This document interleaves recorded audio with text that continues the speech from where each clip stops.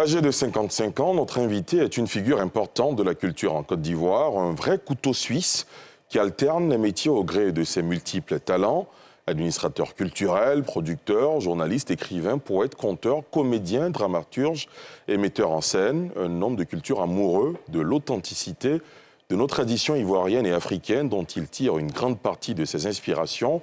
Le fils de l'Ouest de la Côte d'Ivoire a occupé plusieurs fonctions, plusieurs postes de responsabilité les plus illustres.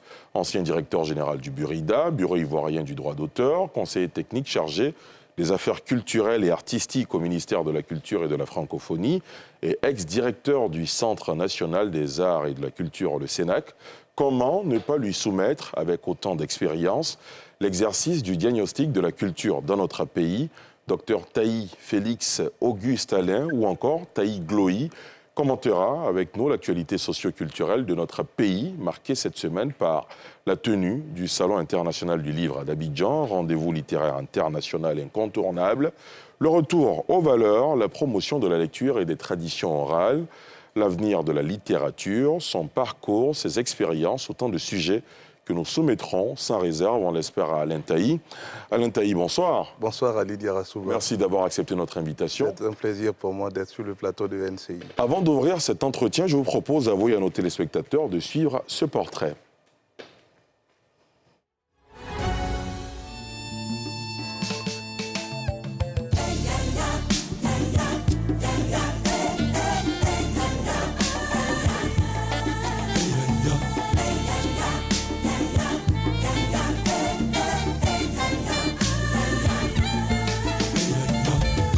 Elle voulait juste un petit rectangle pour protéger son petit triangle.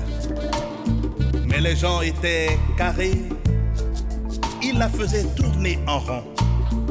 La fille de l'angle n'avait pas un rond. Sans réserve, ce soir se plonge dans l'univers de la culture ivoirienne avec l'une de ses figures. L'immense Dr Alain Taï est l'invité de votre interview cash. Ingénieur culturel, ce diplômé en lettres est l'auteur de plusieurs œuvres littéraires et artistiques, dont la comédie du développement, Le rêve du charpentier, John Ziguei, Western Blues en 2007, Femme, mon héroïne en 2013. Écrivain, poète, conteur, comédien dramaturge et metteur en scène, il a occupé de nombreuses fonctions, dont celle de directeur général du Burida, Bureau ivoirien du droit d'auteur de 2001 à 2002, et directeur du CENAC, Centre national des arts et de la culture, de 2012 à 2017. Le regard de Alain Taï ou Taï Gloï sur la culture ivoirienne, sa carrière artistique, l'épineuse question des droits d'auteur en Côte d'Ivoire seront entre autres au menu de ce numéro de Sans réserve.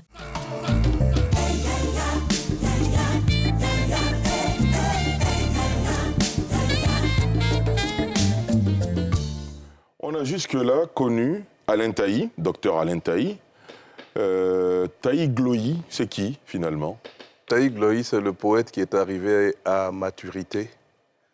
C'est un processus qui a commencé à Divo en 1986, qui s'est approfondi à l'université à partir de 1987, au pied de mon vénérable maître Boté Zadi Zaourou. Et puis, à partir de l'année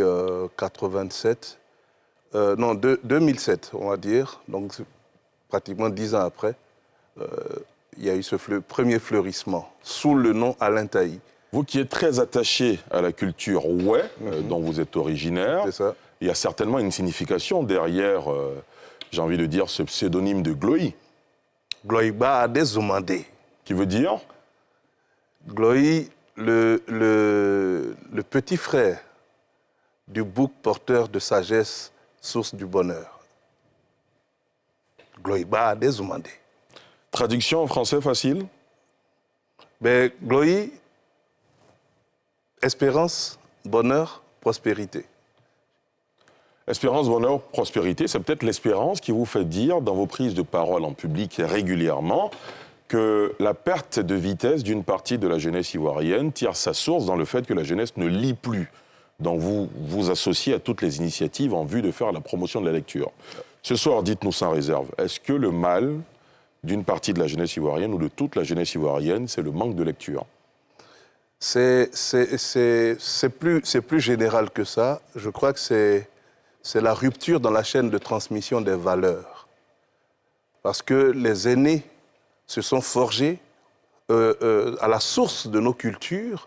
Ils y ont puisé des valeurs cardinales qui structurent l'homme et qui lui permettent de vivre en société. Mais la chaîne de transmission ne s'est pas perpétuée. Et la faute à qui? Aux aînés? La faute aux aînés, la faute aussi au choix de nos systèmes de transmission de la culture et des valeurs. Parce que l'école de type occidental que nous avons hérité de la colonisation n'enseigne pas véritablement les valeurs, même si à un moment donné, on a institué l'ECM pour, maintenant je crois que c'est l'éducation civique, quelque chose comme ça, voilà, pour s'efforcer de mettre cela au goût du jour. Mais de la maternelle à la terminale, il n'y a pas un système intégré d'éducation aux valeurs, qui enseigne la gratitude, qui enseigne le respect, qui enseigne le partage, qui enseigne à l'enfant ivoirien à dire « nous » au lieu de dire « je ». Parce que « je », c'est en contradiction, c'est en rupture avec ce que nous sommes. Mais est-ce que les grandes nations qui se sont développées, notamment tout à l'heure vous parliez d'occidentalisation, est-ce que ces grandes nations-là sont passées forcément par ce style d'apprentissage, de transmission pour en arriver au développement tant envié par le reste du monde? Oui, je pense que ce sont leurs systèmes d'apprentissage traditionnels qu'elles ont modélisés et qu'elles ont dupliqués sous la forme de l'école telle que nous la connaissons et qui a été façonnée par Jules Verne. Donc c'était aussi à nous, après avoir fait l'examen de comment ce système marche et comment il ne marche pas bien, d'y intégrer, à part beaucoup plus essentiel, les éléments culturels qui nous concernent, nous. Vous, docteur Alain Taï, si vous aviez le pouvoir de changer les choses, notamment dans le système éducatif, qu'est-ce que vous déciderez d'instaurer, par exemple, dans le système en vue de ne pas rompre cette chaîne de transmission de valeurs aux plus jeunes? Déjà, je n'imposerai pas aux enfants de venir à l'école de façon assidue, matin et après-midi. Pourquoi? Le matin, ça peut créer un désordre. Non. Le matin, on est beaucoup plus enclin à apprendre des choses théoriques. Mais l'après-midi, avec la chaleur, avec toutes les contraintes qu'il y a, il faut plutôt être dans une phase de pratique, donc d'apprentissage. Voilà. Et nos sociétés étaient organisées comme ça. L'enfant dont on savait qu'il avait quelques aptitudes pour des choses manuelles allait apprendre auprès d'un maître. De sorte que, en plus du savoir théorique qu'il acquérait dans le bois sacré, au cours de l'initiation, il avait aussi un métier pratique. Donc on peut alterner ces deux systèmes pour ne pas qu'il y ait de trop grande pesanteur, pour ne pas qu'il y ait trop de surcharge. Parce que j'estime qu'on enseigne énormément de choses à l'enfant de la maternelle à la terminale. Finalement, on se rend compte, après 12 années d'enseignement, qu'il y a beaucoup de choses. Vous pensez qu'il faut revisiter ce système éducatif? Je pense qu'il faut fondamentalement le revisiter. C'est vrai qu'il y a eu les assises de l'éducation nationale récemment, mais bon, si on ne considère pas la base, et si on ne revisite pas nos propres cultures, qu'on fait du saupoudrage, on n'arrivera pas à quelque chose d'essentiel pour façonner la personnalité culturelle ivoirienne. À la faveur d'une masterclass littéraire que vous avez animée il y a, me semble-t-il, 48 ou 72 heures, vous dressiez une sorte de bilan plutôt alarmant concernant les bibliothèques, le nombre de bibliothèques présentes en Côte d'Ivoire. Est-ce que sur ce plateau, vous pouvez revenir justement sur cette cartographie des bibliothèques en Côte d'Ivoire que vous énonciez à la faveur de cette masterclass? Oui, j'ai utilisé 3 exemples de 3 communes qui sont des communes prescriptives en Côte d'Ivoire, parce que c'est des communes qui ont une influence sur l'ensemble des 201 communes de Côte d'Ivoire, Yopougon, Abobo et Cocody. Il se trouve malheureusement que dans les communes de Yopougon, d'Abobo, 1,5 million d'habitants, il n'y a que 2 bibliothèques. À Cocody, il y a une bibliothèque communale et une quinzaine de bibliothèques scolaires. Cocody, 900 000 habitants, la commune de l'élite, où vit le président de la République, les ministres, les députés, les maires. Cocody. La plupart des décideurs, en tout cas. Tous les décideurs. Cocody, une bibliothèque municipale. là où il devrait en avoir au minimum 24. Pourquoi 24 ? Parce que ratio, les professionnels de la bibliothéconomie disent que pour une bibliothèque, dans un pays sous-développé comme la Côte d'Ivoire, il faut 25 000 habitants. Donc on fait le calcul, ça donne 24 bibliothèques pour Cocody et 80 bibliothèques pour Yopougon, 60 bibliothèques pour Abobo. C'est en faisant ce maillage du territoire qu'on peut espérer que les enfants de Côte d'Ivoire aient accès à la lecture, aient accès à la culture. Parce que l'accès au livre donne vraiment le plein accès au savoir, à la connaissance. La question que j'allais vous poser, pourquoi il est finalement si important pour les jeunes de lire ? Quand on se dit finalement qu'aujourd'hui on peut avoir ce qu'on veut plus facilement, on a les réseaux sociaux, on a le moyen d'avoir du matériel tout de suite, pourquoi encore venir se mettre dans une activité qui est vue des yeux de beaucoup comme ennuyeuse ? Pourquoi il est si important de lire ? C'est parce que ça forge l'homme ? Ceux qui pensent que c'est ennuyeux, je les plains. Parce que le livre, c'est la porte d'accès à soi-même. C'est dans le livre qu'on puise les connaissances les plus essentielles. Et le livre, il est encyclopédique. Ça veut dire qu'on peut avoir accès à des ouvrages de philosophie, de droit, d'économie, de littérature générale, même d'informatique. Et donc, en lisant, on apprend sur soi et on apprend à découvrir l'autre, on apprend à découvrir le monde. Le livre nous fait voyager, le livre nous fait rêver, le livre nous structure. Une communauté qui lit est une communauté apaisée. Parce que le livre même impose une discipline. Vous allez dans un endroit où les gens lisent, vous ne verrez pas le bruit. Notre société est bruyante. Il suffit d'aller à Nangu à Brogoa, au marché de Kouté, ou même au carrefour de la Riviera 2, et vous verrez combien la société ivoirienne est bruyante. Vous allez à l'aéroport, qui est notre vitrine. L'aéroport est bruyant. Au point où on se demande si ce peuple-là a un moment de calme. Mais un peuple qui est dans autant d'agitation, qu'est-ce qu'il cache? Qu'est-ce qui ne va pas en nous? Il y a un adage qui dit que ce sont les tolos vides qui font du bruit, mais peut-être parce que nous sommes trop vides. Vous dites quelque chose de très intéressant, vous dites une communauté qui lit est une communauté apaisée. Absolument. On est bien placés, vous et moi, pour savoir que l'histoire récente de la Côte d'Ivoire, on a connu des crises. Est-ce que c'est ce manque de culture, de lecture, finalement, qui nous a conduit à ces conflits fratricides qui ont déchiré la mère patrie? Je pense que c'est le socle. C'est le socle. Quand je me réfère à la culture gastronomique ivoirienne, en bron, en sénoufo, en aké, en dida, en bété, en oué, pour dire manger, on dit li ou di. Si les peuples de Côte d'Ivoire sont d'accord, aussi divers, hein, du nord, du sud, de l'est, de l'ouest, du centre, s'ils sont d'accord pour dire la même chose, li ou di, ça veut dire que sur l'essentiel, ce qui nourrit le corps, ce qui permet à l'individu de grandir, on s'accorde. Et si on s'accorde sur ça, ça veut dire qu'on peut s'accorder sur toutes les autres choses. Ça veut dire aussi qu'on ait une même essence, qu'on ait une même nature. Normalement, quand on dit « dit », parce que pour manger, c'est la communion, on ne devrait pas se battre, on ne devrait pas guerroyer. Et c'est pour cela que nos peuples ont institué les alliances interethniques qui font que le Oué et le Sénoufo sont des alliés, que le Sénoufo et le Dan sont des alliés, que le Dan et le Gouro sont des alliés. Pas des alliés, les Oué sont les esclaves des Sénoufos, soit dit en passant. Bon, bref. De toute façon, ça, c'est souvent la posture des esclaves. Quand ils sont devant leur maître, ils attaquent les premiers. Mais on finira par comprendre qui est maître de qui. Poursuivez.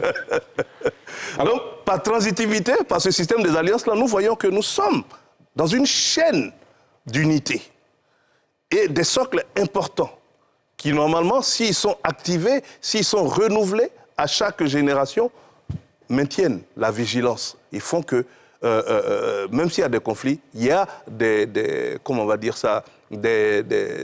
mécanismes pour prévenir ces conflits-là et les démanteler. On a l'impression de suivre un développement plutôt simpliste. Ça a l'air simple, hein? La substance de ce que vous venez de développer, c'est de dire ce qui nous unit est plus important que ce qui nous divise. Tout à fait. Mais, malgré toutes les similitudes que vous avez évoquées entre les peuples, ça ne nous a pas empêché d'avoir la guerre qu'on a connue.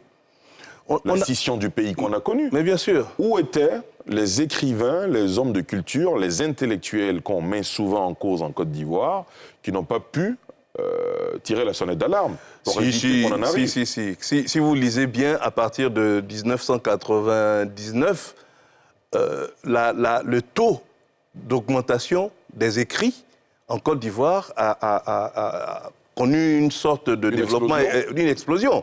Les écrivains se sont mis à écrire, à alerter, que ce soit des poètes, que ce soit des dramaturges, que ce soit des essayistes ou des romanciers. Le nombre de personnes qui ont écrit sur comment éviter la crise, ils sont importants. Mais le problème, c'est que il y a encore une parole de sagesse qui dit que la parole du sage, la parole du pauvre n'est pas écoutée. Et on est arrivé à une telle surpolitisation de la vie en Côte d'Ivoire que finalement, ce qui devait constituer un des piliers de notre devise nationale, la culture qui fonde l'union, le droit qui appelle la discipline, et puis l'économie, vous voyez que la politique a littéralement subjugué ces trois composantes-là. Elle est partout. Elle est omniprésente. Et c'est elle qui pervertit, c'est elle qui travestit, c'est elle qui manipule. Et c'est elle qui fait que finalement, l'homme déraisonne. L'homme déraisonne. Il faut que les hommes de culture arrivent à faire en sorte que les hommes raisonnent. Si la politique nous fait déraisonner, si tant il est que les choses se passent comme vous l'indiquez, vous. Nous faisons notre travail. Je vous donne mon exemple. Je suis poète, j'ai été initié par Boté Zadi Zaourou. Une fois que moi-même, je suis arrivé à maturité, j'ai pris l'initiative de créer, il y a une dizaine d'années, l'école des poètes. L'école des poètes qui maintenant a des branches un peu partout en Côte d'Ivoire. L'école des poètes qui est à Boaké, qui est à Daloa, qui est bientôt à Korogo et qui est en train de prospérer. C'est une académie, c'est une école des valeurs où nous enseignons aux plus jeunes à non seulement bien utiliser la parole poétique, bien utilisé, c'est-à-dire au plan théorique comme au plan pratique, mais aussi c'est une école du comportement. C'est une école du comportement.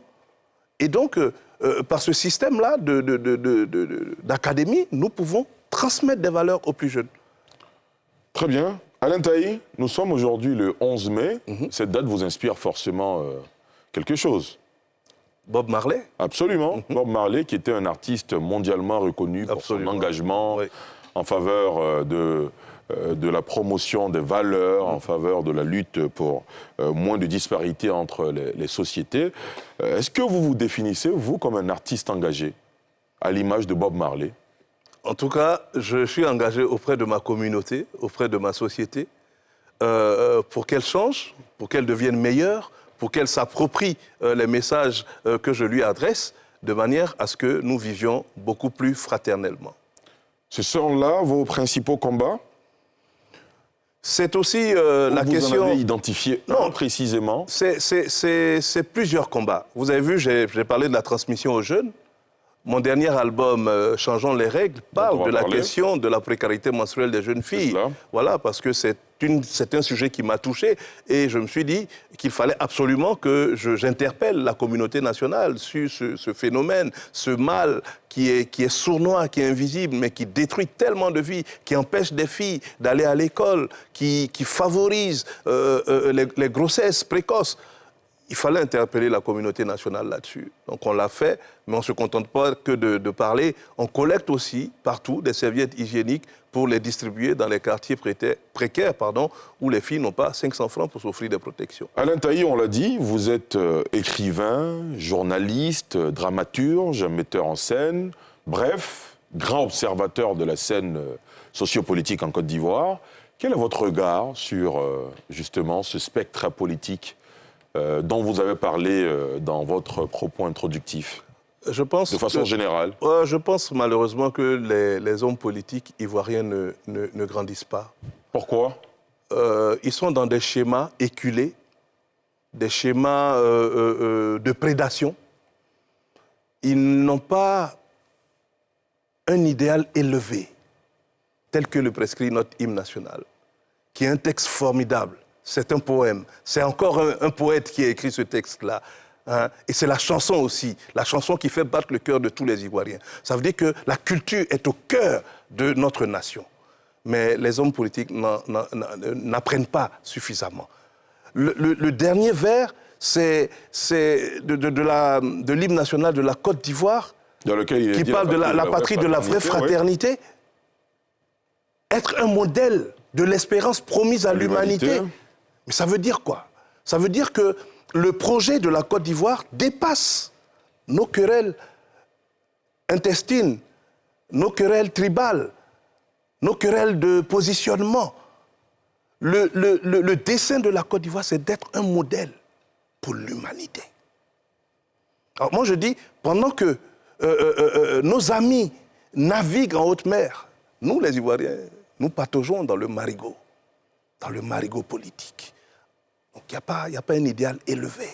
S'il y avait un idéal élevé, un niveau de conscience élevé, on ne serait pas dans ces postures. On libérerait le champ politique pour que les Ivoiriens qui sont les plus talentueux, les plus méritants, accèdent à des responsabilités pour faire valoir leurs talents et pour faire avancer la société. Je ne comprends pas qu'une commune comme Yopougon, 2 millions d'habitants, sur 720 000 km², non, 720 hectares, qu'elle soit gérée par un seul maire.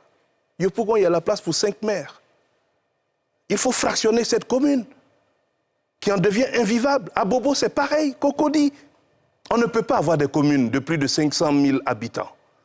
À partir de 100 000, il faut créer des communes pour donner à des Ivoiriens et des Ivoiriennes la possibilité d'administrer les territoires.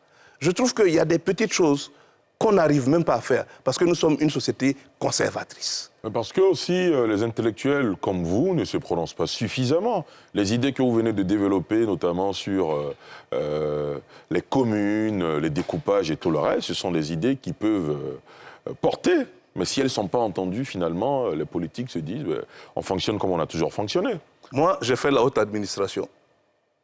J'ai été directeur de cabinet adjoint du ministre de la Culture. Tout à fait. Je sais comment l'administration fonctionne. Il y a la parole du ministre, qui est la parole messianique.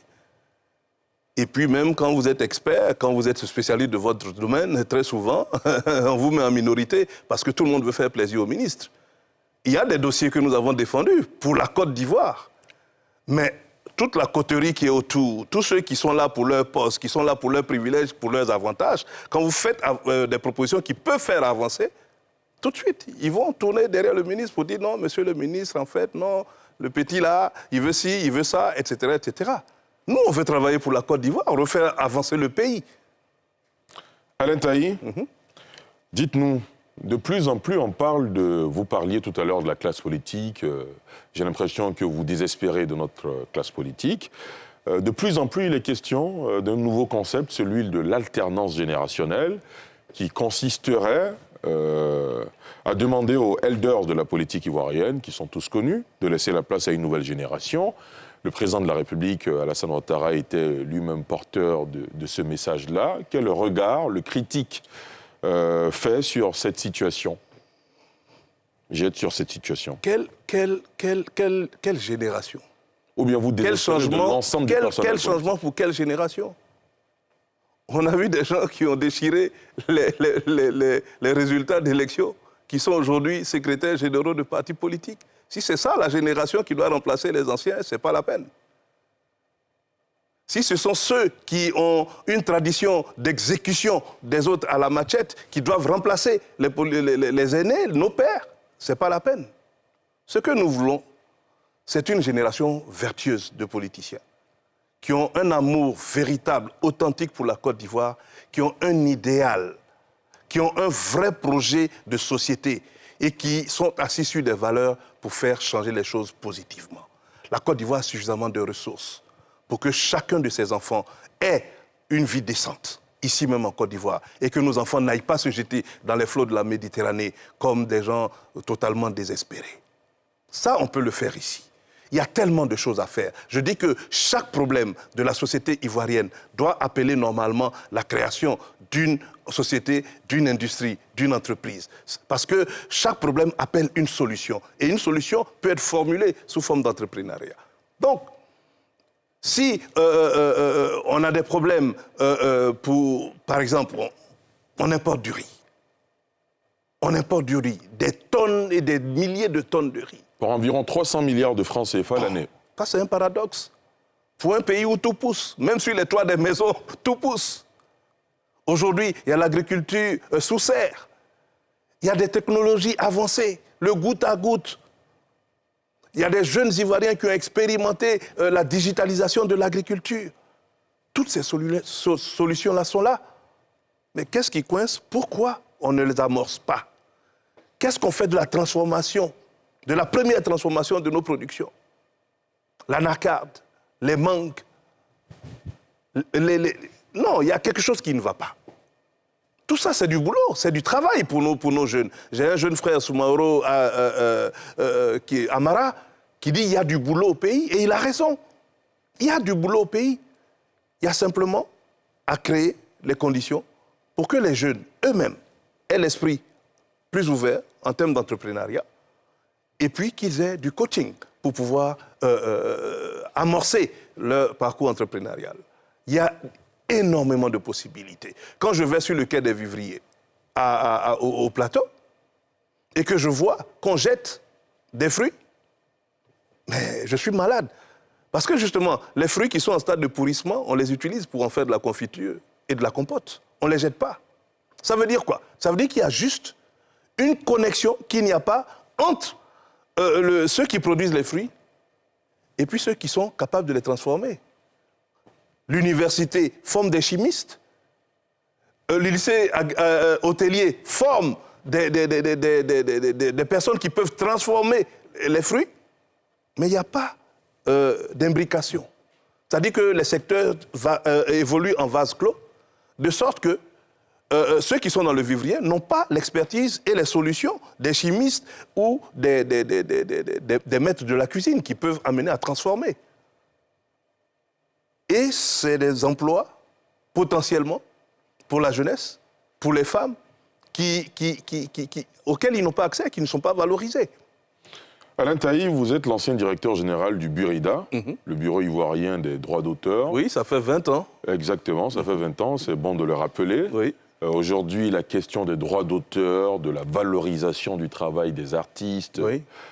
Toute dimension confondue, est toujours d'actualité.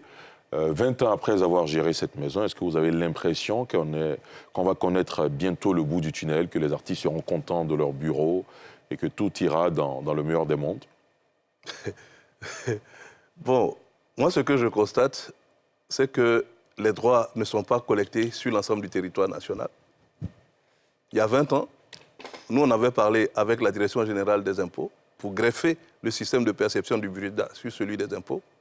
On avait parlé avec le BNET, pourquoi avec le BNET, le centre de cartographie, qu'on ait un système d'identification géographique de tous les endroits où on perçoit les droits, les hôtels, les restaurants, les maquis, les compagnies de transport, etc., etc. Tous les lieux de loisirs, en tout cas. Voilà.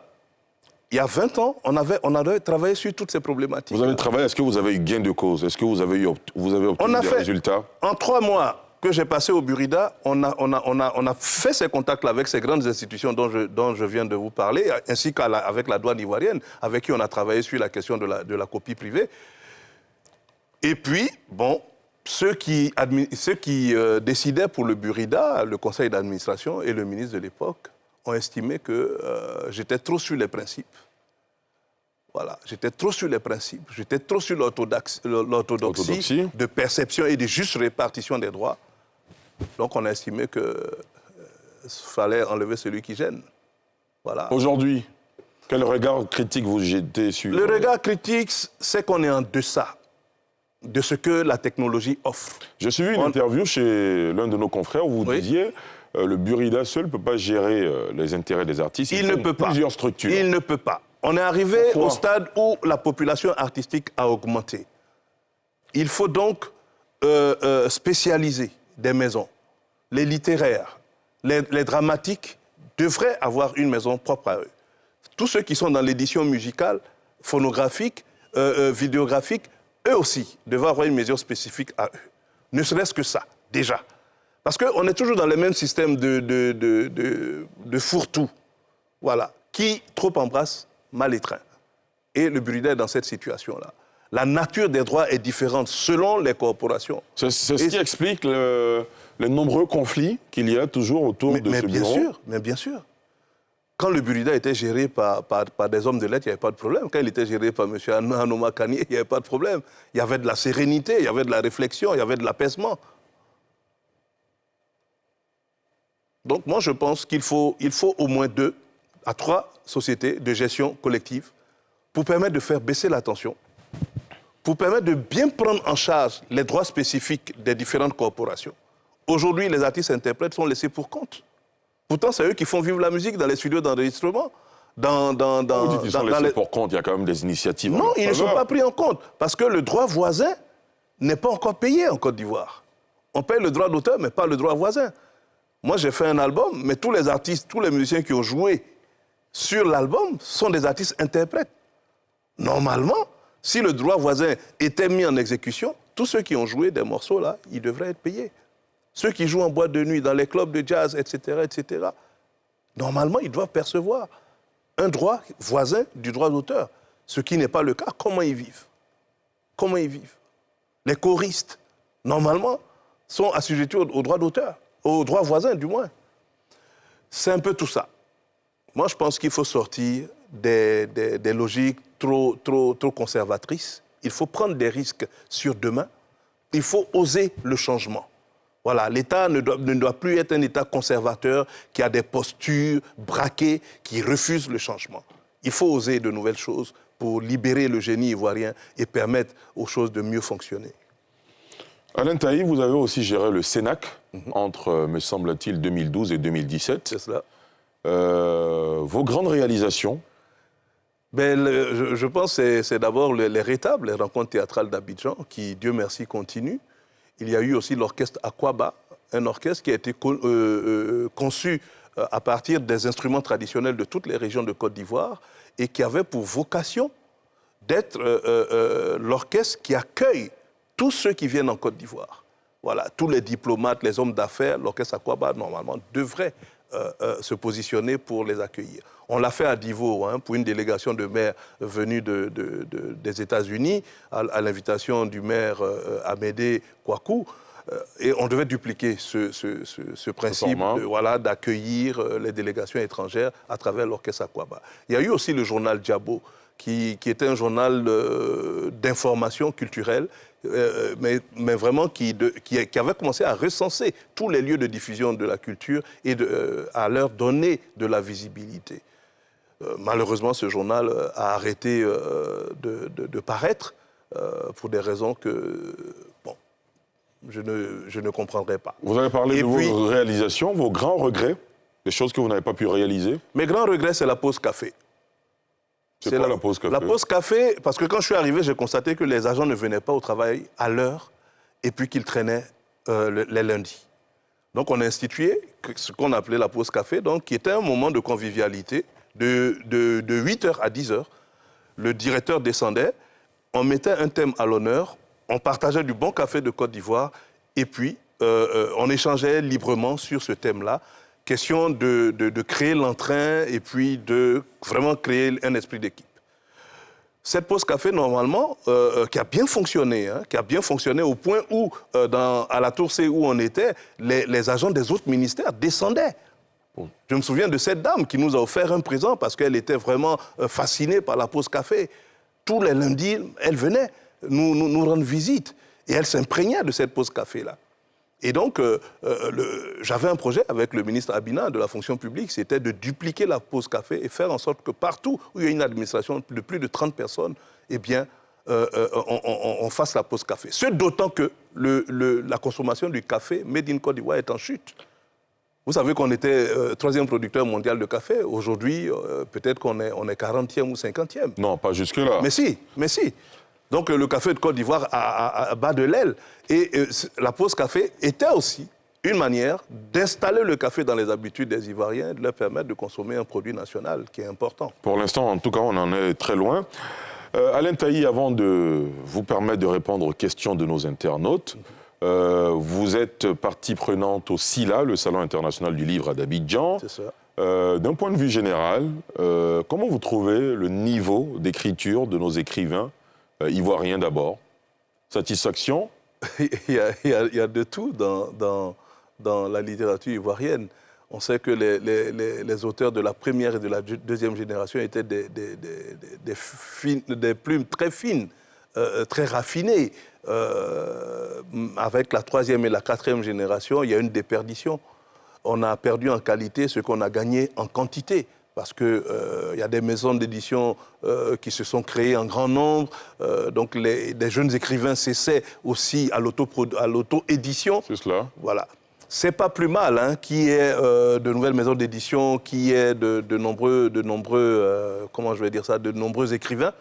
Ce qu'il faut, c'est des académies, des petits centres pour former ceux qui viennent nouvellement dans la profession d'écrivain. Parce que écrire aussi, ça prend. Voilà. On peut avoir une inspiration, mais ça ne suffit pas. Il faut aussi avoir le geste. Il faut aussi avoir la technique d'écriture. Il faut aussi avoir la maîtrise de la langue. Voilà. Et ça s'apprend. Et je pense que ça fait défaut. Le ministère de la Culture, la direction du livre, devrait s'occuper de ces questions-là, créer des ateliers, des résidences d'artistes pour accompagner tous ceux qui s'intéressent aux belles lettres et qui aujourd'hui veulent faire profession d'écrivain. Alain Tailly, à présent, vous allez répondre aux questions de nos internautes. Ce Avec sera plaisir. juste après ceci.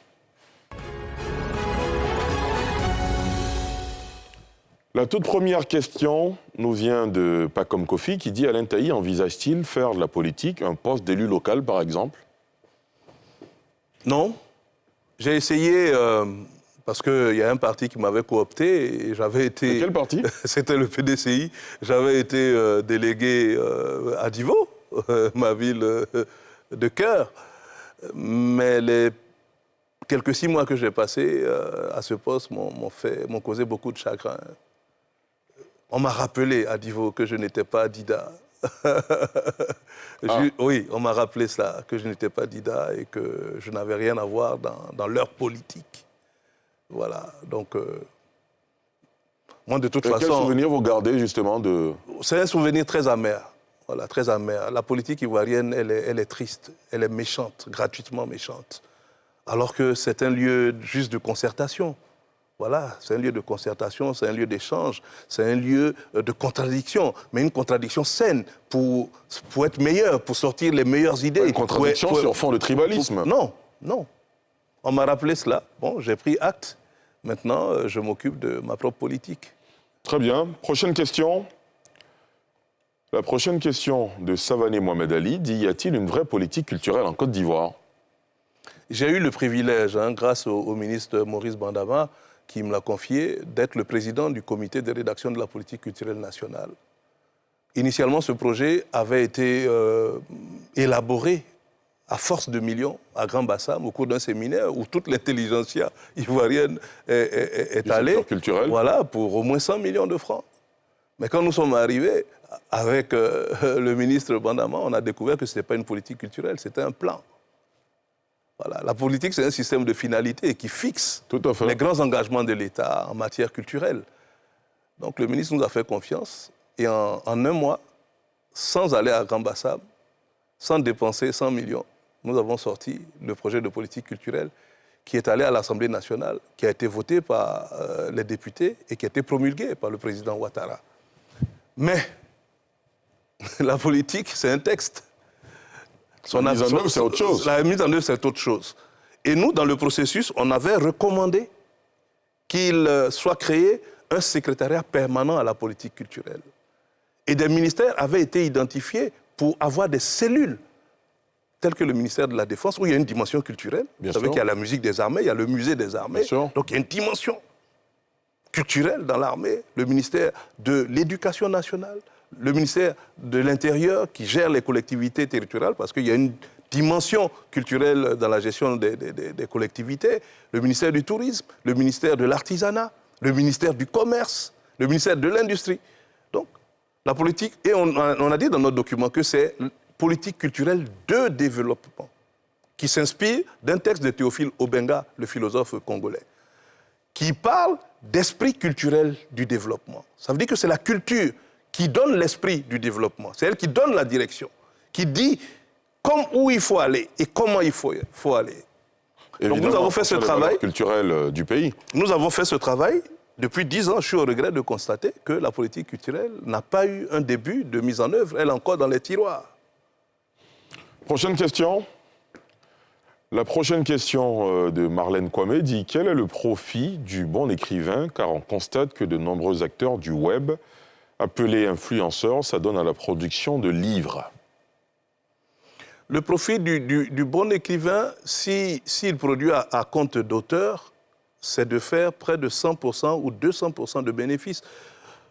Ali, si vous mettez 1500 francs pour produire 1000 livres, que vous les revendez à 3000 francs ou 5000 francs, vous voyez le chiffre d'affaires que vous pouvez faire. Il y a une marge importante. Donc, c'est un domaine où on peut gagner beaucoup d'argent, pourvu. Sauf qu'il y a quand même des conventions. Hein. Bien sûr, il y a des conventions. Mais c'est pour juste expliquer le mécanisme. L'écrivain peut gagner et puis bien gagner sa vie. Maintenant, il faut un bon circuit de distribution, il faut un bon maillage du territoire en librairie ou en lieu de lecture, ça peut être des bibliothèques, ça peut être des centres de lecture. Il faut une approche de numérisation aussi du livre. Parce que tous ces jeunes que nous voyons dans la ville avec des téléphones portables, on en a vu un ce matin au SILA qui était là sur son portable, je l'ai même chahuté. Mais ce jeune-là, il faut lui donner accès à des livres numériques. Voilà. Et c'est comme ça aussi qu'on peut toucher cette... Il y a un deuxième aspect de la question qui concerne les influenceurs avec une forte présence sur les réseaux sociaux. Certains s'improvisent écrivains. Oui. Quel regard vous jetez sur ce phénomène ? Mon problème est moins celui des influenceurs que de ceux qu'ils influencent. Parce que s'ils influencent, c'est parce qu'il y a des influençables. C'est cela. Moi, ma question, c'est de relever le niveau de conscience et le niveau de distance critique de ceux qui sont influençables. Ils se laissent influencer. Voilà, les demi-lettrés, ceux qui n'arrivent pas à avoir de distance critique par rapport à tout ce qu'on leur dit. Moi, on ne peut pas m'influencer. Absolument. Voilà, ni par l'argent, ni par un poste de responsabilité. Voilà, parce que j'ai atteint un niveau de conscience qui fait que j'ai la capacité de dire non.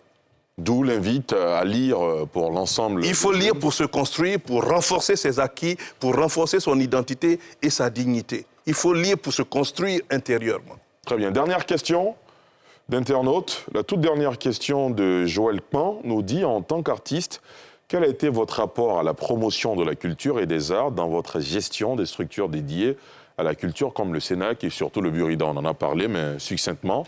On va faire plaisir à notre internaute. Mais le Burida, j'ai pas pu impulser ce que je voulais faire. Vous n'avez pas pu avoir la longévité souhaitée.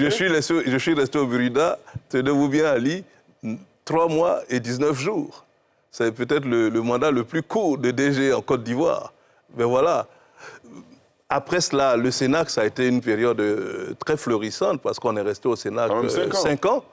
Et donc, on a travaillé sur de nombreux chantiers qui sont là aujourd'hui. Et c'est tout à l'honneur de l'équipe du Cénac qui m'accompagnait dans cette mission. On a remis en scène le Cénac Café Théâtre de Trècheville. On avait un grand projet de construction de centres culturels régionaux qu'on a appelé les CRAC. Mais tout cela est resté dans les méandres. Dans les tiroirs. Mais sinon, pour nous, c'était un centre culturel par district. Voilà, pour donner au moins de la visibilité à la culture dans nos régions.